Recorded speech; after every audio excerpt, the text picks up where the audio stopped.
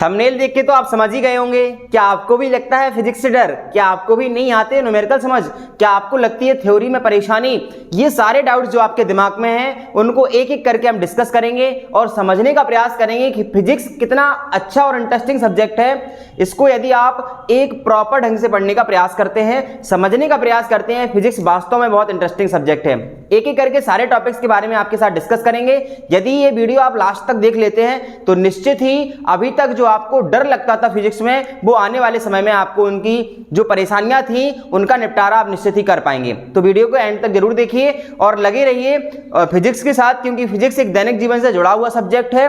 Physics एक ऐसा subject है जो हमें सारी चीजों को रिलेट करने का हमारे लिए काम आता है। चलिए बेटा स्टार्ट करते हैं। फिजिक्स के कुछ ऐसे इंपॉर्टेंट टॉपिक जो आपके सामने लिखे हैं, इन्हें हम एक एक करके बहुत बेहतरीन तरीके से समझने वाले हैं। टॉपिक नंबर पहला है बेटा, अगर आपको फिजिक्स से डर लगता है, आपको फिजिक्स समझ में नहीं आती है, तो उसके लिए पहला और महत्वपूर्ण पॉइंट है हमारे पास, कॉन्सेप्ट को स्टोरी बनाएं। आपने जो भी कॉन्सेप्ट पढ़ा है, आपने जो भी चीज को डिस्कस किया है, टीचर ने जो भी आपको बताया है, उसे एज अ स्टोरी के हिसाब से समझने का प्रयास करें। अगर आप ऐसे टीचर से पढ़ रहे हैं या ऐसी बुक्स से पढ़ रहे हैं जो आपको समझ नहीं आती, तो आपको एक अच्छा चुनाव करने की आवश्यकता है सबसे पहले तो, कि वो चीज आपको एज अ स्टोरी समझा पाए। जैसे अगर हम कूलाम का नियम पढ़ रहे हैं बेटा, तो कूलाम के नियम में हमें एज अ स्टोरी याद रखनी है कि दो आवेश होते हैं, यानी दो कोई लड़के होंगे जो सेम नेचर के होंगे, तो उनमें क्या होगा, कंपटीशन होगा, अर्थात वो एक दूसरे को हटाएंगे, एक दूसरे को पास में नहीं आएंगे। दो अपोजिट प्रकृति के लोग हैं, अगर एक अच्छा है एक थोड़ा सा वीक है, तो वो सोचेगा कि भैया इसके पास चलो, ये हमें सिखा देगा। ऐसे ही आवेशों का सीन होता है बेटा। दो आवेश अगर सेम चार्ज के हैं तो एक दूसरे को प्रतिकर्षित करते हैं। दो आवेश यदि एक दूसरे को आकर्षित कर रहे हैं तो उनकी जो चार्जेस हैं वो कैसे होंगे बेटा, अपोजिट होंगे। इस तरीके से अगर आप स्टोरी को हिसाब से कूलाम के नियम को समझेंगे, चीजों को प्रयास करेंगे समझने का, तो आपकी जो चीजें हैं वो बेहतर हो जाएंगी।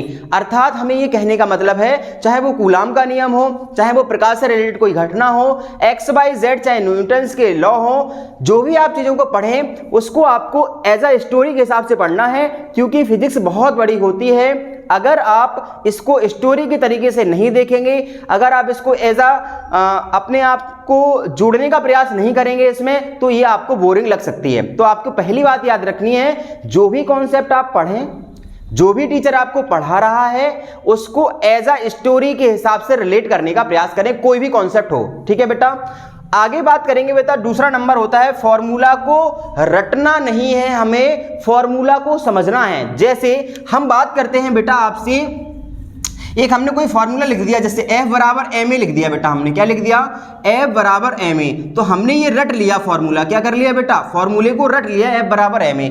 अगर हम इसको समझेंगे तो समझने में क्या होगा, पहला समझना ये है कि जो बेटा F है वो क्या है, तो F होता है बेटा बल। अगर m है तो फिर बेटा m क्या होता है, द्रव्यमान होता है, और a क्या होता है बेटा, त्वरण होता है। तो हमने ये देखा सर कि द्रव्यमान और त्वरण का जो मल्टीप्लाई है वो हमें क्या दे रहा है, बल दे रहा है।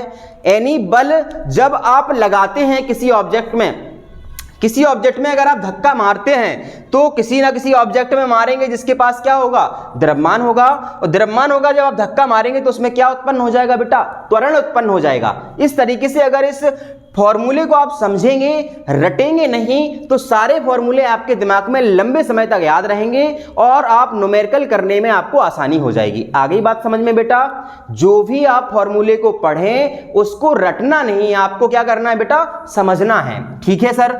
इसके बाद बेटा तीसरा टॉपिक आपको आता है, इसमें सबसे बड़ी समस्या हमारे साथ फिजिक्स के स्टूडेंट, जो ये सबसे बड़ी समस्या इसमें आती है, वो क्या है, न्यूमेरिकल को दुश्मन नहीं, क्या समझना है बेटा, दोस्त समझना है। अगर न्यूमेरिकल को आपने दोस्त समझ लिया, उसको फ्रेंड बना लिया, तो आपका चेहरा ऐसा हो जाएगा। क्योंकि हम लोग क्या करते हैं, न्यूमेरिकल से डरते हैं, और न्यूमेरिकल से अगर आप डरेंगे तो फिजिक्स में आपको बहुत सारी कठिनाइयों का सामना निश्चित ही करना पड़ेगा। इसलिए जो भी न्यूमेरिकल आपके साथ आता है उसको एज अ फ्रेंड की तरह बिहेव करें, उसको समझें, उससे बातचीत करें। उससे बातचीत करने का मतलब है उससे एक्सपीरियंस करने का प्रयास करें, उसको एज अ अपने आप से रिलेट करने का प्रयास करें कि कोई न्यूमेरिकल अगर आपको दिया है तो उसमें वैल्यूज क्या दी है, क्या क्या उसमें गिवन है, आपको क्या चीज आपको फाइंड करनी है, क्या चीज आपको निकालनी है, उसमें कौन सा फॉर्मूला पुट होने वाला है, कौन सा कॉन्सेप्ट फिट होने वाला है। ये चीजें अगर आप समझ लेते हैं देन आपको न्यूमेरिकल करने में बिल्कुल भी परेशानी नहीं होने वाली है बेटा। आई थिंक आपको ये तीनों टॉपिक बहुत अच्छे से समझ में आए होंगे। ये जो शुरू के 3 पॉइंट है बेटा, ये आपकी फिजिक्स को बहुत स्ट्रांग बना देंगे, ये मान के चलिए आप। पहला कॉन्सेप्ट को समझना है, कॉन्सेप्ट को स्टोरी के हिसाब से समझना है। दूसरा है फॉर्मूला रटना नहीं है, फॉर्मूले को समझना है। फॉर्मूले में जो चीजें दी होती हैं वो चीजें क्या होती हैं, कौन सी भौतिक राशि का क्या नाम होता है। अगर फिजिक्स में क्यू आ जाए तो आपके दिमाग में क्लिक करना चाहिए आवेश की बात हो रही है। अगर फिजिक्स में कभी W आ जाए तो आपके दिमाग में क्लिक होना चाहिए वर्क की बात हो रही है। अगर फिजिक्स में कभी P आ जाए तो आपको ध्यान होना चाहिए कि फिजिक्स से पावर भी हो सकता है और प्रेशर भी हो सकता है और क्या हो सकता है बेटा, मोमेंटम भी हो सकता है, अर्थात संवेग भी हो सकता है। इस तरीके से जो भी चीजें आपके पास हैं उनको समझने का आपको प्रयास करना है। इसके बाद फॉर्मूले को रटना नहीं है और न्यूमेरिकल को दुश्मन नहीं, क्या बनाना है बेटा, आपको दोस्त बनाना है। आगे बात समझ में क्या बेटा इतनी। इसके बाद बेटा जो चौथा टॉपिक आपके सामने है उसका नाम है विजुअलाइजेशन का यूज करना है। विजुअलाइजेशन क्या होता है, जैसे आपने स्टोरी बना ली किसी कॉन्सेप्ट की, उसको विजुअलाइज करना है। विजुअलाइज मतलब अपने दिमाग में उसको एज ए स्टोरी की तरह देखना है। समझ में आई बेटा। जैसे आपसे अगर कोई किसी मूवी की बात करता है तो आपके दिमाग में तुरंत विजुअलाइज बन जाता है, अच्छा ऐसा कैरेक्टर ऐसा था, उसने उसको ऐसे मारा था, ऐसी चीजें की थी, तो उसको आप दिमाग में क्या करते हैं, विजुअलाइज करते हैं। इसी तरीके से फिजिक्स में जो भी आप कॉन्सेप्ट पढ़ते हैं, जो भी चीजों को आप पढ़ते हैं, उसको भी आपको क्या करना है बेटा, विजुअलाइज करना है, अपने दिमाग में उसको देखना है। आई बात समझ में क्लियर बेटा। चलिए ये पॉइंट को ध्यान में रख के आप अपनी फिजिक्स को और बेहतर बना सकते हैं। नेक्स्ट टॉपिक आता है बेटा shortcut trick and mind map बनाना है। माइंड मैप और शॉर्टकट का क्या मतलब है बेटा। अब सबसे बड़ी समस्या ये होती है, हमारे पास बेटा बहुत सारे टॉपिक होते हैं। बहुत सारे टॉपिक होने का मतलब है फिजिक्स बहुत लेंदी होता है।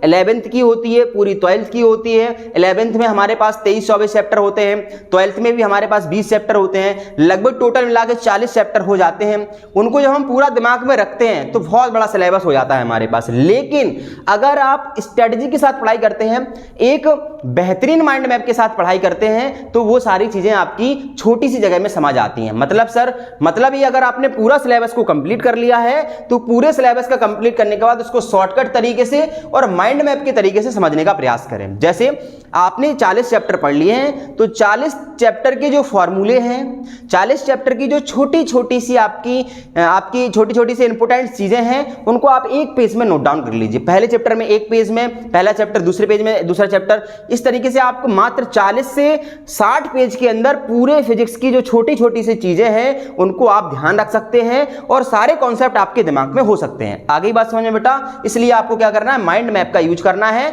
और शॉर्टकट चीजों को अपनाने का भी प्रयास करना है, ताकि आप स्मार्ट स्टडी भी कर सकें।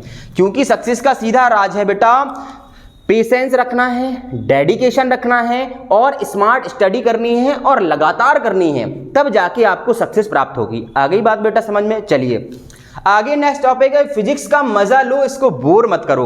बेटा अगर हम आपसे सीधी सीधी बात करें बच्चा कि जो फिजिक्स सब्जेक्ट है वो बोरिंग वाला सब्जेक्ट बिल्कुल ही नहीं है, तो इसमें भी कोई दो राय नहीं है। जितने भी सारे सब्जेक्ट हैं उनसे सबसे ज्यादा इंटरेस्टिंग अगर कोई सब्जेक्ट है तो वो वास्तविकता में फिजिक्स ही है। क्योंकि सुबह से उठकर रात तक सोते समय आप जो भी एक्टिविटी देखते हैं, जो भी चीजों को आप एक्सपीरियंस करते हैं, वो सारी चीजें कहीं ना कहीं फिजिक्स से रिलेट करती हैं, फिजिक्स के फिनोमिने से रिलेट करती हैं। फिजिक्स की कोई ना कोई उसमें क्या लग रहा होता है, कॉन्सेप्ट लग रहा होता है।